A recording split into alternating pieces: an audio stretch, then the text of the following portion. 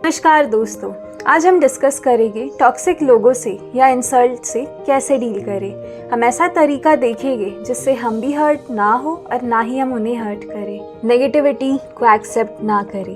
एक दिन एक आदमी बुद्धा की बहुत इंसल्ट करता, चिल्लाता है, गाली गलौज करता है।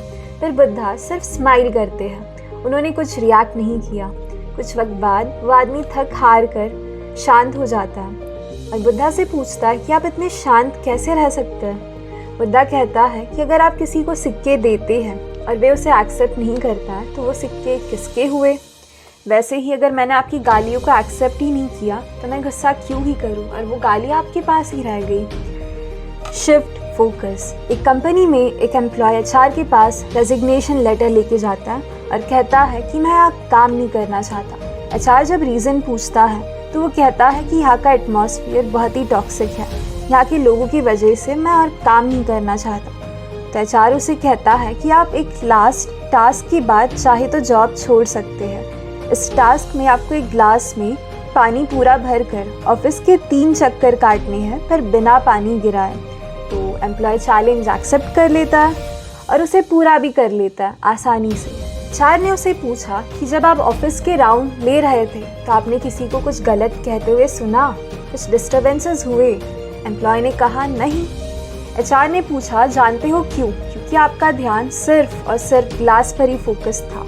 और ये ही चीज़ लाइफ के लिए भी ट्रू है। जब आप अपनी प्रायोरिटीज़ पर फोकस रहते हैं तो हमारे पास वक्त ही नहीं होता कि हम अपने आसपास के लोगों की कमियां पर ध्यान दें। सच ये है कि हम कहीं पे भी चले जाएं हमें टॉक्सिक लोग मिलेंगे ही।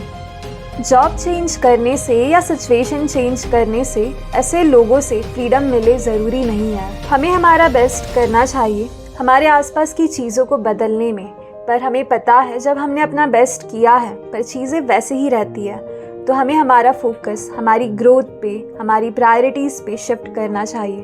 तो हमारे आसपास की नेगेटिविटी हमें ज़्यादा अफेक्ट नहीं कर पाएगी। जब चीज़ें सर के ऊपर से निकल जाएं तो हमें चेंज की ज़रूरत हो सकती है। पर हमें ये पता होना चाहिए कि नई जॉब या नई सिचुएशन अपने साथ नई कॉम्प्लेक्सिटीज़ भी लाएगी।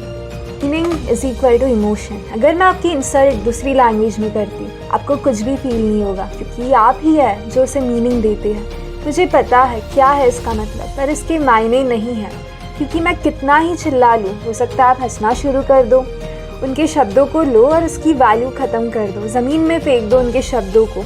वे शब्द आपको छू भी नहीं सकते बिना आपकी परमिशन के। वे शून्य बराबर है। कि आप क्या मीनिंग देते हैं वही आपके इमोशन बनाते हैं। अपनी गलतियों को सुधारें। अगर आपकी गलती होने के बाद कोई आपके साथ डांट डपट कर रहा है तो ठीक है, अपनी गलतियों को सुधारें।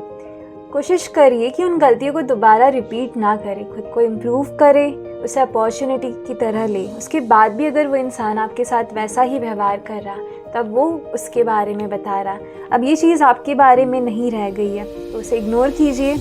और इन तरीक़ों से आप टॉक्सिक लोगों से और इंसल्ट से डील कर सकते हैं।